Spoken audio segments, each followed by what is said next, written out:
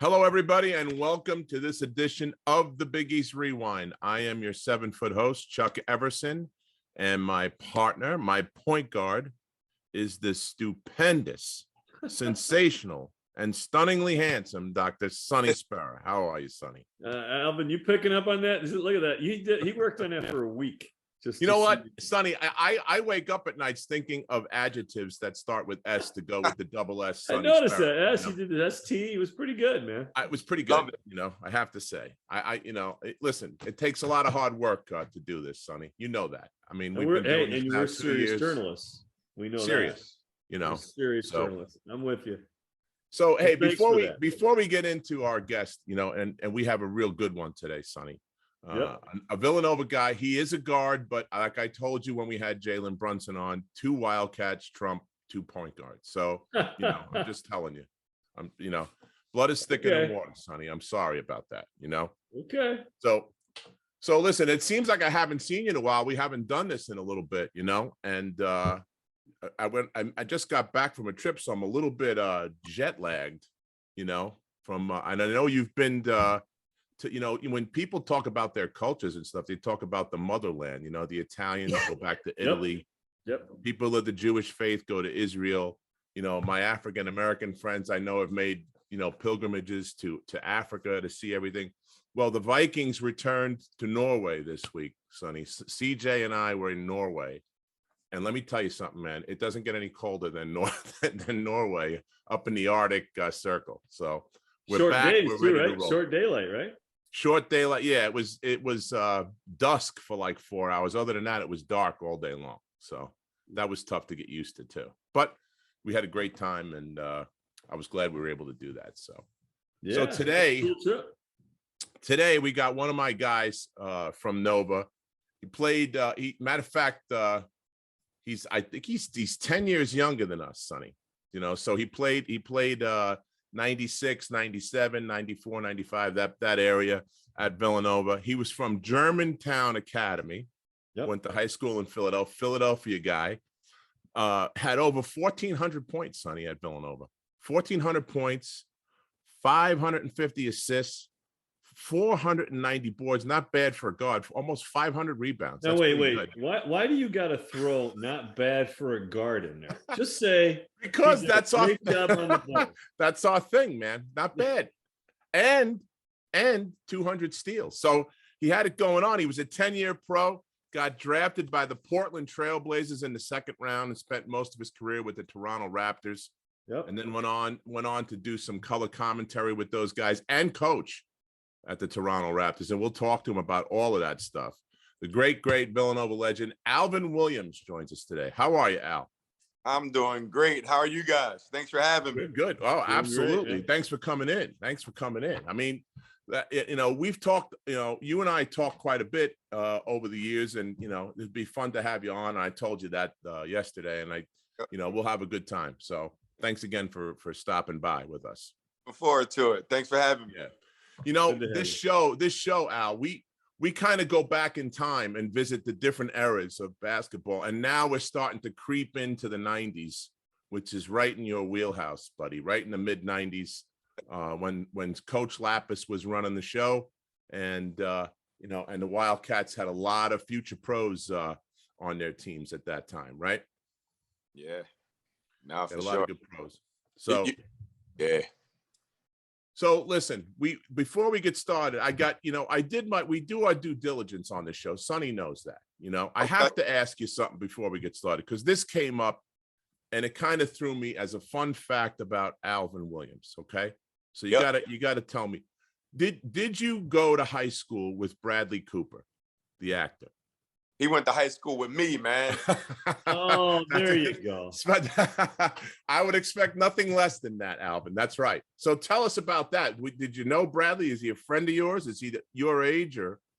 Very close friend of mine, man. Like Brad, was one of the nicest people, man. Is one of the nicest people.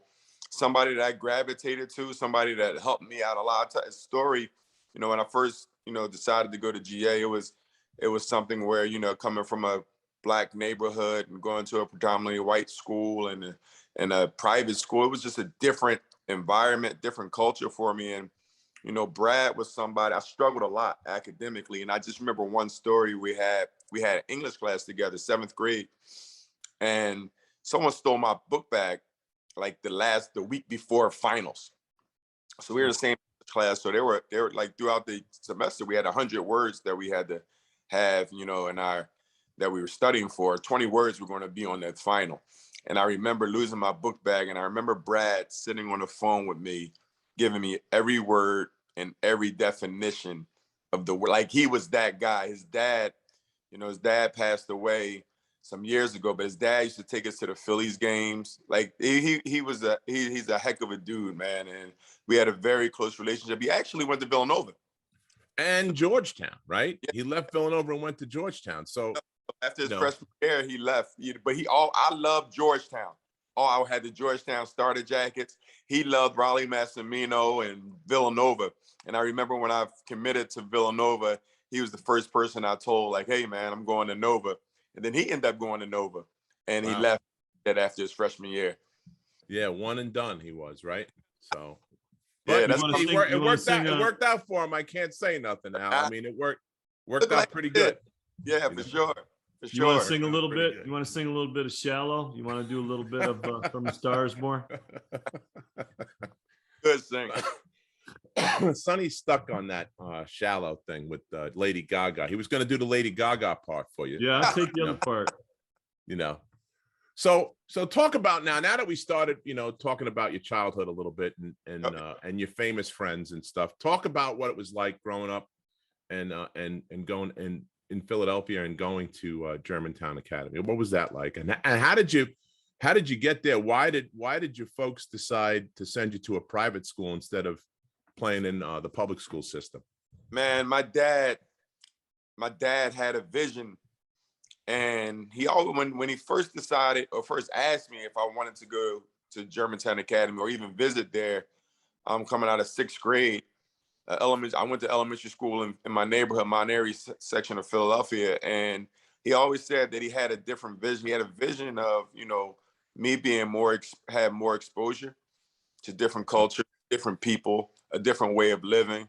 Because he said at some point, you know, these people that I go to school with are people I'm gonna have to deal with in the real world when I get older. So he just put me in that position. And he also saw that, you know, Philadelphia public schools and neighborhoods was changing. They were changing for the worse. There was more violence and just more. It was just a lot of things going on at that time. So that was his idea. It was a struggle though. It was a struggle. I didn't receive it well. I didn't really accept it. I didn't want to go. And, you know, I had to adjust. I had to do a lot of adjusting. But every year I was about to transfer and go back to public school because I just struggled. And then financially, at first we weren't receiving financial aid. So my dad, you know, I think tuition back then was like $5,000 a year. And he had to send my sister to college as well. So that was it. But I stuck it out. A lot of support, my family, my sisters. You know, when you go to those schools and make that commitment, it's transportation, it's finances, it's a lot of things. So it took my whole family to help me get through that process. But that was my dad's mindset. What was some of the cultural things that at first were the most difficult that you came across? Being pretty much one of the only blacks. You know, there were a few black students there, but, you know, some of them already went to the school, so they had relationships, and it was just different. And I wasn't a guy, I wasn't that confident, and I was a very shy kid when I was young. Makes it hard. Yeah. I wasn't going out making friends. But sports, it helped me. It helped, you know, at school at Germantown Academy, you had to play 2 sports. So I played football and basketball. And, you know, you start developing relationships. And, you know, GA, they really helped me out as well. I had a lot of teachers there, a guy by the name of Mr. McVeigh, and my high school coach, Jim Finnerty, and they really helped me throughout that as well when I was there at school. So it was that pretty much was it. Just really saying, you know, break out of this shell and break out of this barrier of making an excuse you're the only black guy here or one of the only black guy here, and just attack it like my dad intended me to do. Great stuff. Yeah, that's really good. So now you start playing hoops, and you start to get recruited. Who was recruiting you heavy? What did it come down to before you made your decision to go to Nova? Well, a lot of schools all the local schools, but a lot of schools start coming in. I was fortunate, man, because we had a lot of players in the Philadelphia area around that time. Wallace, Jason Lawson, Aaron McKee, Jonathan Hill. Like, we had a lot. So colleges were in here. And then Philadelphia, we have a lot of the Big Five. We got a lot of colleges, Division I colleges right in the backyard. So you get that exposure. Then you start going to the Nike camp. So you start getting, schools. But Virginia, Duke, mostly East Coast schools, all the local schools. But after a while, I think people started hearing or having had the assumption that I was going to stay home, very close to my family. And that, some of the, recruiters and assistant coaches, they started getting that word. So a lot of schools fell off at the end. UMass, John Calipari, he was a young coach, but Bruiser Flint, he recruited me a lot. And I remember him calling me and was like, we're going to stop recruiting you and we're going to offer a scholarship to I forgot his name. I forgot the point guard name. They had Padilla and the shooter got Travieso. And they were like, we getting word that you're not leaving home. And that was it. And it was accurate. It was accurate. I didn't want to leave home. And once I went to Villanova and Coach Mass was coaching, I went there for practice one day from high school, and Jonathan Haynes was there, and somebody I looked up to coming out of the Philadelphia area. And it was a no-brainer. But, Rasheed Wallace, we all talked about going to school together. Tyrone Weeks, guys coming out, that we all talked about going to school together. And it didn't come together, but, Jay Lawson ended up going. So that was it. So when did they start? When was the first contact? Were you a freshman or something? How early did they start to recruit, would you say? I got my first letter as a freshman. I got, Iowa sent me a letter, and I remember Syracuse, but then you realize that it's just a publication. They have names on a list. Oh, come on now. Syracuse would never do something like that. Syracuse, come on. They're legit. That's not true. You guys. Iowa. I can't speak for Iowa, but let's talk about you guys over there in Syracuse. You guys know. You guys, that if that's the only thing that I received from them, that was light. But no, all jokes aside, but when you're that young, you're getting a letter, really doesn't mean anything. But it feels good for your morale. It feels good for your confidence. But later on, I really just started getting the shoe boxes of letters and all that stuff. And then you get your handwritten letters. But ninth grade was when I first started getting contacted by colleges. So you were identified early though. So that's for sure. So no doubt about it. Like I said, we had Rasheed Wallace, so everybody, and we all played in the Sonny Hill League. That's Philadelphia Sonny Hill League. Yeah. So they would be here. John Thompson would be here. Dean Smith, everybody's here and if you just join that team or playing against Sheed, you're going to get some looks because we were fortunate enough to have Sheed in our backyard, and everybody wanted to come see him play. Now, did you guys play AAU together? You and Rasheed and some of those guys in Philly? So AAU wasn't that big. And, it's funny, Sonny Hill, who had, to me, is still the best league. So Sonny Hill had the league where it was a developmental league, 6th to 8th grade you would play. Then he had the high school league, 9th to 10th grade. No, that was called the Future Stars. Then the high school league was 11th to 12th grade. Then he had the college league, and then he had the Baker League, where guys would come back home. So that league was what we all grew up playing in. And Sonny Hill really didn't allow us to travel. He hated us to travel, so he would have teams come in and play against us. So they would divide the teams up, juniors, seniors, and sophomores and freshmen. That's the only way. And then we traveled a little bit, but AAU was not big. So more so, we competed against each other more than we played with each other. So who was the guy at Nova that was your guy as far as the recruitment process went? Because that was right at the time when Coach Mass had left. Yeah. And Coach Lapis was coming in. And it was the changing of the guard. And Coach had been there 19 years. And when he left, there was some controversy about people upset with him about the Big Five and all kinds of stuff going on. And he goes out to UNLV, and then Lap comes in. Who was the guy at Nova that was your guy as far as recruiting goes? Jonathan Haynes. John Haynes. But he's not. I mean, as a player, okay, yeah, because you know John from the neighborhood and stuff. But what about on the coaching staff? Lap recruited me. Okay. It was something, once again, talk about Rasheed Wallace. Rasheed Wallace, a guy, Tyrone Weeks, who went to UMass. They got Sean Smith, Reds, who went to LaSalle. And we played in this Pizza Hut Hoop It Up thing. It was in a parking lot, a place called Franklin Mills Mall. It was a 3-on-3 thing. And Coach Lap was there recruiting us. And he was heavily, you saw him everywhere. He always... This guy coming, I didn't really know who Coach Lap was. I know I went to go watch LaSalle play and when he was at Manhattan, so I knew he was the coach from there.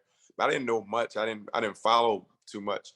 But he was around everywhere, guys. Like it was unbelievable. Like his recruiting, like he was, boots to the ground. He was there, man. So Coach Lap pretty much he did the recruiting. John Leonard was there and Coach Hewitt was there and John Pannone was there.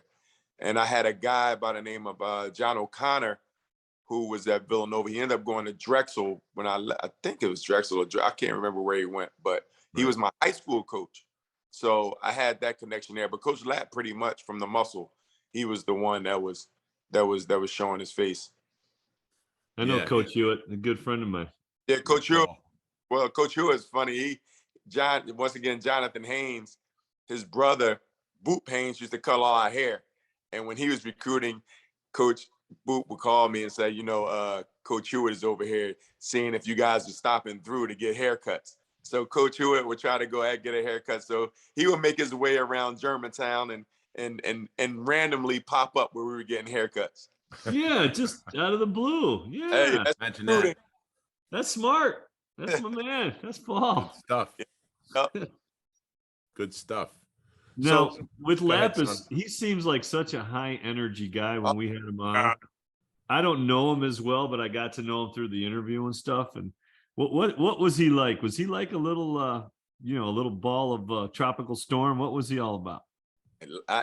The most intense coach up to that point that I had, and it was an adjustment. And Chuck and I talked yesterday off air. He made it. First of all, I give him all the props in the world because he helped me become a better basketball player. He got something out of me that I didn't know was inside of me. And I learned how to play, I learned how to work hard, but he also almost made me quit basketball. So if I didn't get through those first couple months, I don't know if he could have helped me get to the NBA, but he helped me get to the NBA, but he was tough, and then all the coaches, in college there is no days off. There's not a playoff. Everyone's watching you and they're addressing you, they're holding you accountable. And as a player coming from high school and you normally can do whatever you wanted to do, that was tough. That was tough. But Coach Lap was a yeller. He was a screamer. But I will say, once practice was over or the game was over, he didn't carry it with you. You could bump into him and he's having a conversation. You go into his office. If it wasn't basketball related, it was cool. So you didn't have to worry about too many things, or you didn't have to worry about holding on to anything because it was just basketball when he was doing yelling. The line from Remember the Titans, there's a fine line between tough and crazy, and you're flirting with it. Oh yeah. Yeah, right. He was there. I mean, I don't know the thing that you said. I don't know what I can say, but Lap was tough, man. He was a tough guy to play for, but he got the most out of us.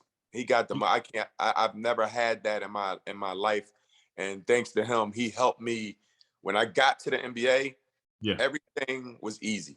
Everything was easy as far as playing, as far as preparation, as far as even the ups and downs, not playing, because I went through it all at Villanova in 4 years. So Coach Lap and the other coaching staff, the rest of the coaching staff, they really did a good job by me. I have no complaints at all.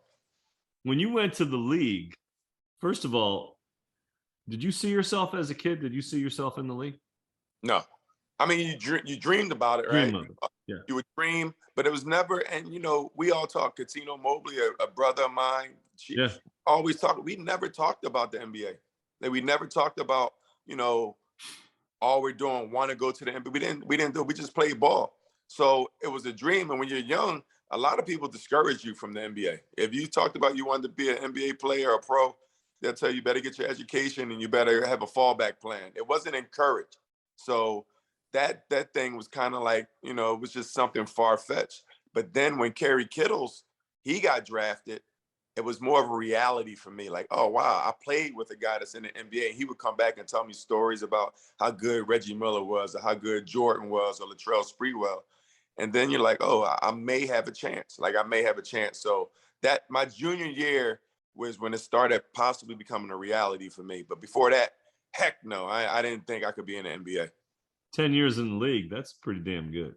Yeah, a lot of hard work, but a lot of luck goes with that. It's timing. And the thing about the NBA is it's not always, they are the best, but it takes so much more than skill. And once you get there, you got to learn how to stay there now. So it's a process. Well, you already talked about it. You talked about handling the ups and downs, the emotions, and and we all know. Yeah. At least Chuck and I can speak for the college emotions. The up and down, the play you don't play, the classes, and all the things that go along with it. No joke. It's no joke. Yeah, it's tough. Lap really cut his teeth with us. He learned all of that, craziness from. It sounded a lot like Coach Mass, what you were describing, because he was on that 85 team with us, and I saw him go from that to the head coach at Manhattan, where he did a fantastic job, and then came in and took over the program at Nova. And you guys went on a winning tear and had popped out probably 6 or 8 pros, right? He had, in his time frame, you had, at least 6 or 8 pros, right? Yeah, I mean, yeah, he did. Once again, it was one of those things where he was innovative. Like, he was one of those guys that had the small lineup, played guard. A lot of people, they definitely give Jay Wright the credit for going guards, but Coach Lapp, he did the same thing. He would put Eric Ebers at the 4, and it'd be myself, John, Kerry, where Eric Ebers had the 4, and then Jay Lawson at the 5 or Ron Wilson at the 5. So we would normally play with 4 perimeter guys, and Eric was able to stretch the floor with his shooting ability at 6'7", and Kerry was dynamic. And, we really had a lot of versatility. So Coach Lapp was really innovative when you look at that aspect. So what are some of your memories of Big East competition, or some games, or some moments? The Big East, first of all, growing up, I've seen you guys shows with, Reggie Williams. I told Chuck, I saw the Reggie Williams thing. Reggie Williams is my favorite player, in college. I wore 34 my freshman year in high school. My last name was Williams. He was a dark-skinned, lanky guy. So I always thought like I was pretty much Reggie Williams. But looking at the 80s and then finally in the 90s, where every team was tough, from the Boston College, everybody was so big and strong. And I felt so bad for Jay Lawson, because Jay came straight from Albany, and he was 210 pounds at the center, and Michael Smith and those guys, they used to kick his butt, man, like Othello Harrington, and these guys were huge guys. So it was really serious big men. The Big East had some serious big guys. They were big. The Curley brothers, like Dickie Simpkins, and these, and even the guards were strong. Providence, I just remember Providence being really strong. But my first Big East memory, Coach Mass invited me to a game, and they were playing Georgetown. So I'm ignorant. I didn't know anything about recruiting and the respect of you getting recruited. So I show up to Georgetown Villanova game at the Spectrum with a Georgetown check. I knew you were going to say it. Oh my God. And he invite me in a locker room. I walk in the Villanova locker room with a Georgetown. Coach Mass punched me in my chest so hard. What is this kid doing with this Georgetown? Somebody get this kid another jacket. Get him out my face. It was. I love Coach Mass. Oh my God! But he punched me in my chest so hard. So that was my first memory of Big East basketball. But it was just really physical, really talented. That was your first trip across the lane. That's where you first met. Yeah, that's right. Pump the gutters. That's bump the cutter, right? Exactly right. So talk about, you know, some of the teams that you were on and some of the teams that gave you fits. I know, you know, you had a chance when you were there, you know, you had, you know, Kerry played with us, and then of course Ray Allen and Allen Iverson was with Georgetown at that time. Syracuse had Wallace. I mean, so there was some big time players, you know, in that 95, 96 era. Talk about that and what that was like that night in and night out. No, that was awesome. And I love the way, you know, I didn't know much about marketing and all that stuff, but when you talk about AI, Ray Allen, John Wallace, and Kerry, I just remember, I think we were all in the final, like in 96, we were the last four. And I remember them having that, somebody took a picture and they ended up showing it to me. They had like on the outside of Madison Square Garden, the matchups.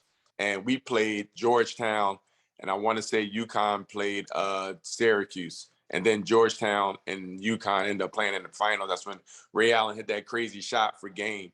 But no, that was AI, man. Like, he was the nemesis. And even with the Sixers and me in Toronto, I got to play against him so much. AI and Ray Allen, man, him and Kerry, that battle. I remember going down to Gamble Pavilion. I think they had a 72 or 73 game win streak at home. And we went out there and they were number one in the nation. We beat them by like 20. And Kerry had 37. I remember those, and I remember the next time we played them, Ray Allen, he got his get back on us, and they beat us. But those teams, but then you can't discredit Providence. You know, 97 with Sham God and those guys, the Flight they brothers, were good. And they were tough. And Boston College was always a disciplined, tough team.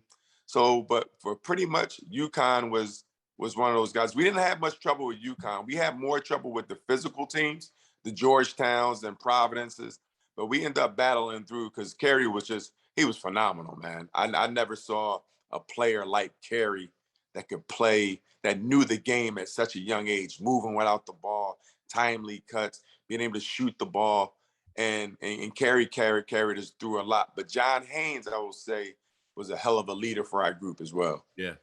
I don't think he gets enough credit, Al. I mean, you know, John was a great leader.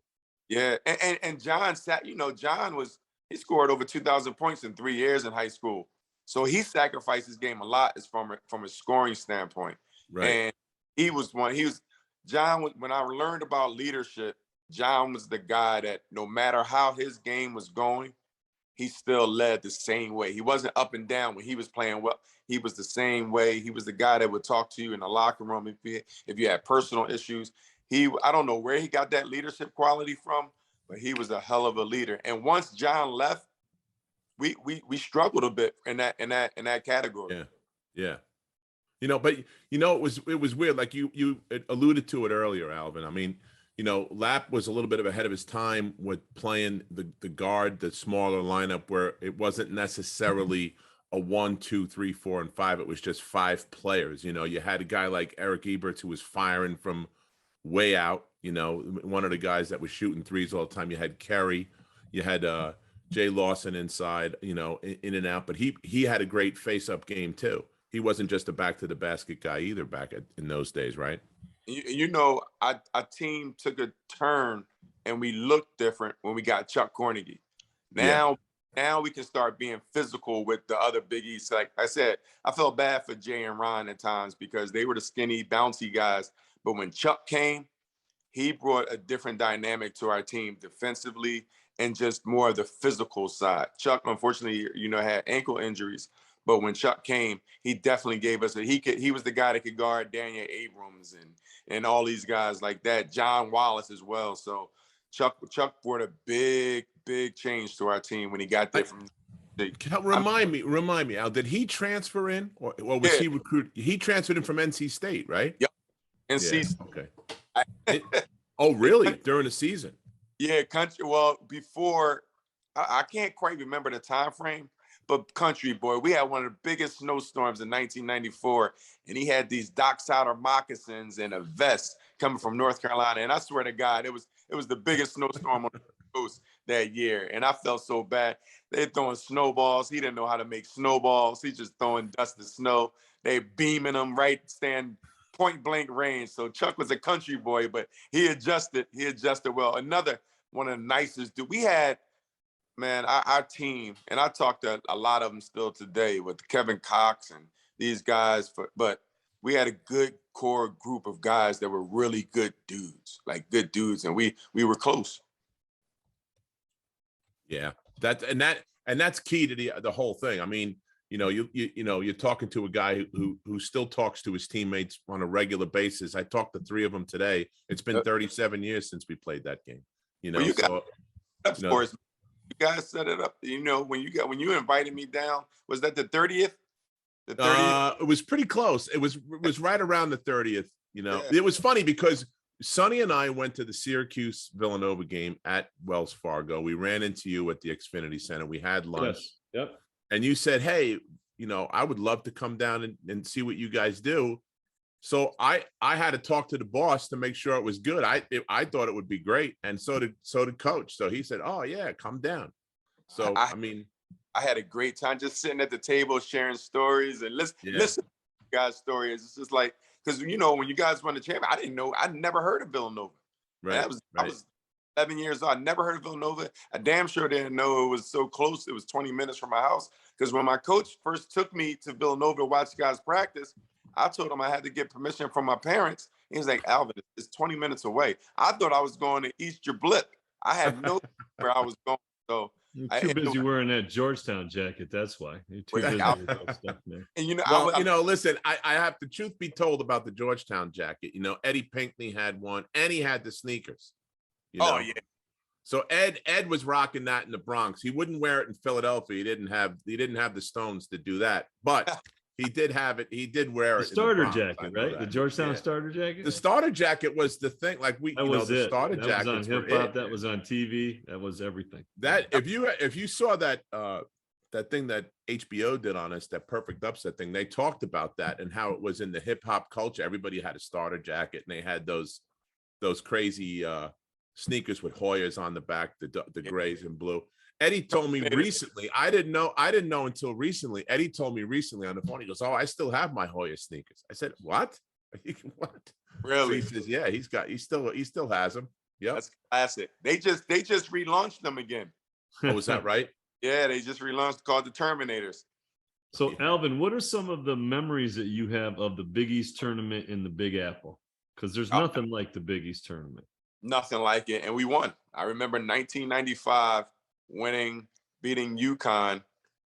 And I remember Kerry Kittles having 27 points, Jason Lawson having 27 points. And we just, you know, UConn was good. They were number 1 in the nation. We beat them twice that year. Beat them once by 20. And then the second time we beat them by 25. And we had their number. And I remember that. I remember that moment. Even on my screensaver right now, when Jay Lawson called me, he got a picture of him hugging me from that tournament. So that piece was awesome because I remember the year before we went to the NIT and we lost in the first round of the Big East, you know, my freshman year. And the following year, man, Kerry Kittles blew up, just got so much better. And then our team just matured and we did well. We did well. But the Big East tournament is nothing like it. It's nothing like college basketball, but that Big East tournament is a heck of a tournament in Madison Square Garden. Who are some of the toughest guys you personally matched up with? Allen Iverson. Yeah. No, you said that. You got that. Who else? Give me some other guys. We know about the ants. We know about the Oh yeah, that's the obvious, right? Oh man, shucks. Because you guys played zone. Did you play a lot of matchup too? Like, were you like a lot similar to the Rollies defenses?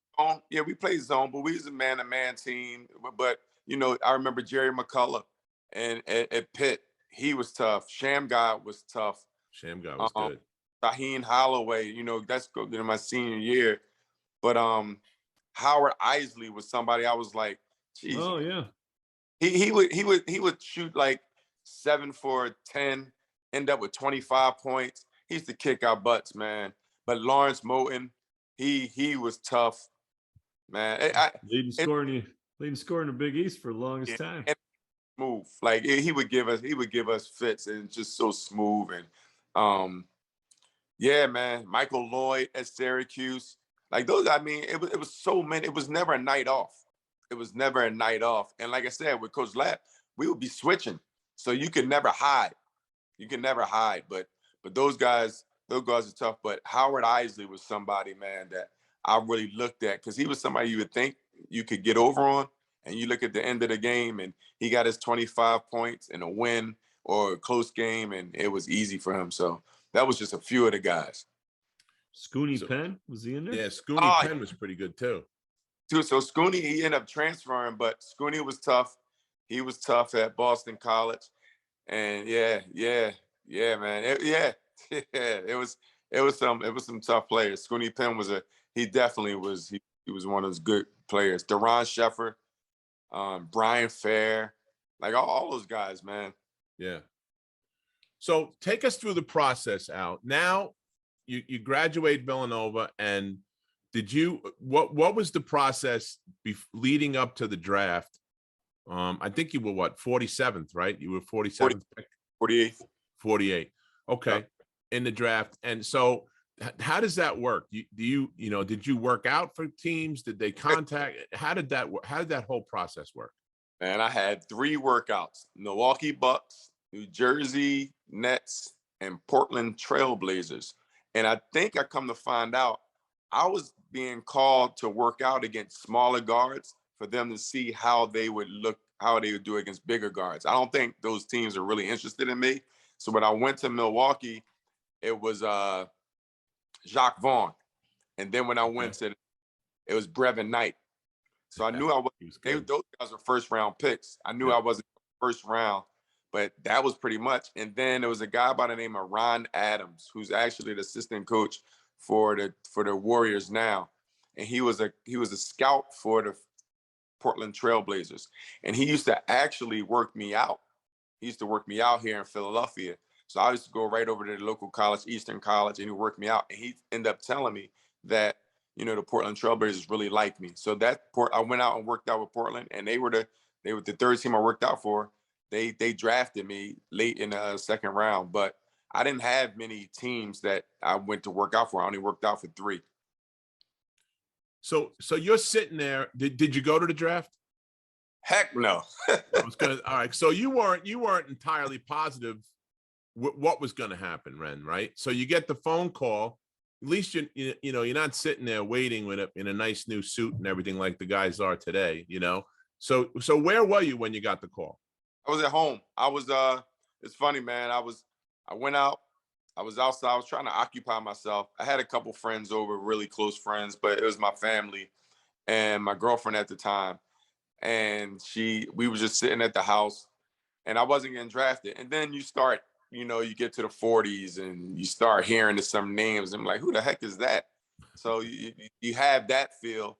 And then I remember my agent calling me and said, Washington Wizards have the 46th pick, but they don't need a guard. So I'm like, all right, why are you calling me and telling me? And they drafted Sham God. And that's when I was like, I thought they didn't need a guard. And they drafted Sham God. Jay Lawson came over. My buddy Catino Mobley. It's a picture of us all sitting there crying because I didn't think I was going to get drafted. And then I ended up getting drafted 48. Wow. So you head out to Portland and had a good first year there, right? Yeah. I mean, my buddy, once again, Rasheed Wallace was out there. So it was the first time I've been away from home for that long. So the longest flight possible.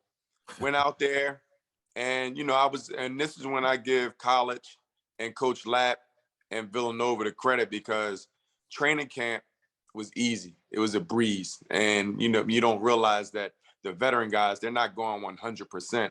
But I'm going against Kenny Anderson, J.R. Ryder, and all those guys. But I'm picking up full court. I'm doing all the stuff you're supposed to do in college and trying to make a team because I still had to make the team. Right. But I was in shape. I knew the hard work. I knew how to play basketball. I could play multiple positions. I could do a lot. So I ended up making that team. And Kenny Anderson and John Crotty were the two the guards, and I backed them up third string. And they both got hurt, I want to say, in the same game.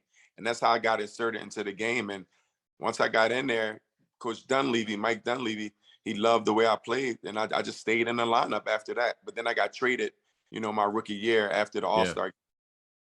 So so what was that like? That's a whole new country now. You're going to Toronto, Oh, you know, man. and that was the Damon Stoudemire trade, right? Yep. So I had who was involved? So I think Kenny was in that trade too, wasn't he? Yeah, Kenny Anderson was. It was Kenny. It was really supposed to be Kenny Anderson and Damon, like a straight up trade. Kenny Anderson threatening that he wasn't going to go to Toronto. So I was thrown in that trade for insurance policy. Pretty much, they needed a point guard. Right.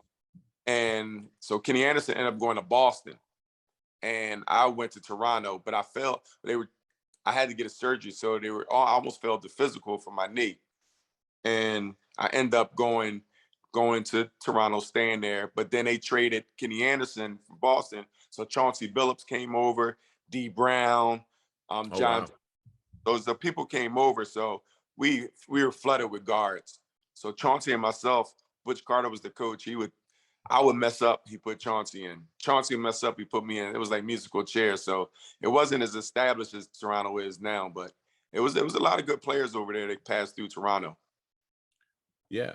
I mean, what was that like playing it? I mean, it's a foreign country. I mean, there are neighbors to the north, so it really isn't that foreign. But I mean, it is a foreign country to some degree. And what was that like going over there? Did you have to win those folks over and in you on the court and everything? Yeah, no, for sure. They didn't have the understanding of basketball totally, especially not like they do now. And we're playing games, and they're cheering for the opposing team.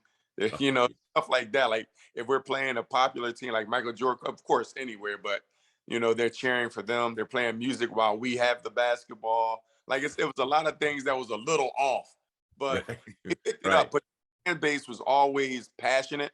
They were always, and when I say passionate, not like the Philadelphia fans, but they loved their team. And it was more of a nationalistic feeling, kind of like, that we were Toronto's team. We were Canada's team, although Vancouver was there, but Vancouver didn't last. We ended up being like the country's team. So it was really a different feel. And it still is today, one of the best fan bases that you're going to see in pro sports. So you're playing there, and then talk about the injury you had, man. That really, I remember when that happened, because I followed you and I followed all the other guys that played at Nova, and I know that was a rough injury for you. That put you out over a year, right? Yeah, it was tough. It actually was just a bone on bone, and my knee just wouldn't respond. It would swell up, and I was the type of player. You see a lot of players today, they load manage and take time off. I was the player. I couldn't afford to miss days because I was scared to lose rhythm. Growing up the way we grew up, you had to practice in order to play. And that was always my mentality. So it was times where I could have taken some days off from practice, but I just couldn't because I didn't feel secure. I never felt secure. I always felt like I had to earn and fight for my spot. So after a while, it just caught up to me. So it was pretty much bone on bone, and my knee it wouldn't respond the way it needed to respond between games and between practice days. So from there, you establish yourself in the Toronto Raptors organization. Yep. How does that translate into later coaching? Oh man, so our coach, Jay Triano, who when I was playing, he was, I wouldn't call him an intern, but he was there.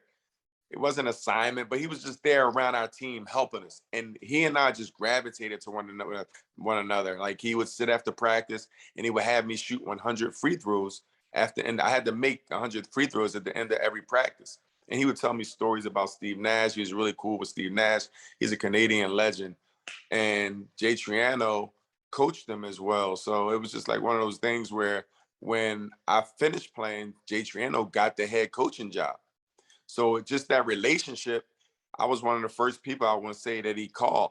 And it was pretty much life-saving because I was really in a dark place. I was down because my career was over. And he gave me a shout to ask me to come on and join the staff for player development coach. And that's how I got reunited with Toronto. It's great. Yes. You did that for what, a couple of years or 1 year or 2 years that you did that? I was a player development coach when Coach Triano was there. And then the next year I moved to director of player development, where I did more off the court stuff. And I moved into the front office. And then I ended up just scouting. And I was there for about 4 years working with the team, from in some capacity, whether it was coaching or whether it was front office work. So how does that transition now, Al, to being behind the microphone? I think it gives you different insight. Like, like I got a real good chance of working with Brian Colangelo, and, Masai Ujiri was there as an assistant GM, and Mark Eversley and all those guys. Masai Ujiri, of course, doing his thing in Toronto now, and, is one of the best execs, I think, in pro sports. Mark Eversley is a GM, the first Black GM in Chicago Bulls history. So I got a chance to work with some really good people in that world. And I learned the process of scouting and evaluating and constructing a team, and the meetings that go in, the conversations that go into it, and just really, how do you formulate, what's the game plan? What's the time frame of, are we going to win now? Are we developing? And all these things. So I got a chance to see that. I got a chance to see the coaching standpoint and as a player. So now when I do color commentary, I know sometimes what a team is going through. I know when a team is trying to win now. I know certain things before they make moves. So it helps me with that, a little bit of that insight. But overall, it's just pretty much watching the game and connecting with, the play-by-play guy, which he does a good job with me, Matt Devlin, who's been, doing this. Yeah, he does the games with Leo now. Yeah. Yeah. So he came in. You took Leo's place, right? Yeah, so Leo's working for the opposing network TSN, and he does the in studio analyst. But Leo's a great dude, Syracuse guy. But Leo was doing the games when I was playing. So I love Leo, man, he's given me a lot of tidbits, and he's giving me a lot of good pointers to help me in this industry as well. So I've been surrounded by a lot of good people that's been really, really helpful in everything I've been doing in Toronto. So you're constantly traveling back and forth to do games then? Yeah, so I only do 41 games. So I go back, and I'm a high school coach. So I got to get back and, work with the team. So, it's not that bad. Fortunate enough, the hour flight to Toronto is not bad at all. So I'm pretty good at travel. Yeah. Well, listen, we're getting close to having to wrap this up. So I'm going to ask you just a couple more, and we'll let you go. Okay. Let's talk about the current Villanova team and the situation there. Now Kyle Neptune is running the show. Yep. They had a little bit of a rocky start, and now Cam Whitmore has been back for 2 games, and all of a sudden now they're back on a winning ways. They have Boston College coming up. So what are your thoughts on the Cats at this point? Honestly, I haven't really got a chance to really watch them play. I watched them a little bit when they were out in the Phil Knight tournament out in Portland. But you don't have your top players, and Whitmore and Justin Moore. Yeah. A lot of players got to fill a role that, they may not be ready for. But I think Kyle is going to do a great job. Like, he's a basketball mind. He knows Villanova in and out. And I think when you are working with a program, it's important for you not to just know the X's and O's. You got to know that program. You got to know the community. You got to know that school. So I think, with Kyle being there, Villanova still is on the right path of still, having excellence at that university. Yeah, I mean, I think all the basketball alumni guys that I spoke to, they were thrilled that he was going to be the guy. Listen, nobody was thrilled that Jay was leaving. Nobody wanted to see that. Where everybody was glad that it wasn't a health thing and it was just something that he wanted to do, because that was the rumor that there was health issues. And so we're just glad that he's okay. And now he's behind the microphone, which that's going to be interesting to see how that goes. But I think everybody was thrilled that it was Kyle, because he was one of us. He was family, and now the culture will continue as it is. And at some point, he's going to have to put his fingerprints on everything and make it his. Like the way Jay made it his from Coach Mass and Coach Lapp. He took what they did and he polished it up and made it his own. I think Kyle's going to have to do the same thing at some point. Yeah. That's going to take time. That, like anything else, it took time for Jay. Jay had some tough years, man, and people forget about it. We had some tough years, and so it takes time. But the thing is so different now, where I see Kyle is in a unique situation is Villanova's had so much success as of late, you know, 2 championships in 2 years, all of those things. And Jay Wright being the person that he is, like the figure that he is. And it's just a different beast for Kyle, but it takes time. And I'm sure he's going to put the work in. He's going to have the support. And then you see what happens after that. Yeah, I just hope people don't put unrealistic expectations on the guy so early. I mean, he really is a new head coach. He has 1 year head coaching experience under him. Yeah. Did a fantastic job at Fordham. I went to a couple of games with some of my 85 teammates, but you know, I think in the long term he'll be great. And you know, he's only the 6th.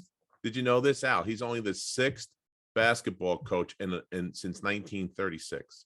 It's kind of unbelievable, right? Yeah, that's and the first African American coach in the school history too. So, which is kind of cool too, you know. That was, and we asked him about that when we had him on too. He was really he was really looking forward to being a leader in that regard and setting an example for other people to come after him, you know.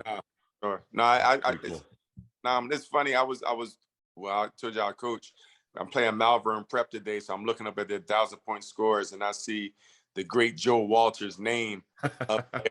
Like, oh man, God, Joe Walters, man, he was one of those guys that embraced me as soon as I got to Villanova as well. So, and I hang out with his son and his son. They helped me in some of my businesses that I've done over the past year. So that family is great. But that Villanova connection, man, you know how tight it is. So it's an honor to be a part of that. Well, pal, I think we're up against it. So I just want to say thanks a lot. Thanks so much for coming and joining us.